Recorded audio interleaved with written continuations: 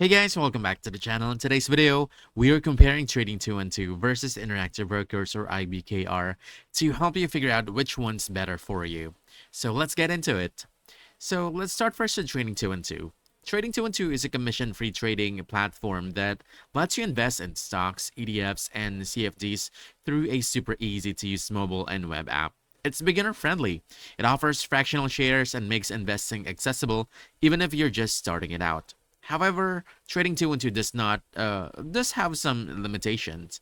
It lacks advanced charting tools and deeper analytical features that more experienced traders might want. On the other hand, Interactive Brokers or IBKR is a global brokerage firm known for its professional grade tools, wide market access, and low trading fees. It's built for active and experienced traders, offering access to multiple global exchanges and a huge range of investment options. The downside, it's not as beginner friendly. The interface is complex and comes with a steeper learning curve. So here's the bottom line.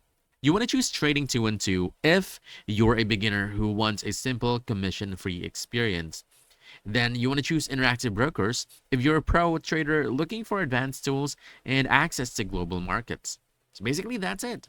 If you found this helpful, don't forget to hit that like button, subscribe for more quick guides, and I'll see you in the next one. Thanks!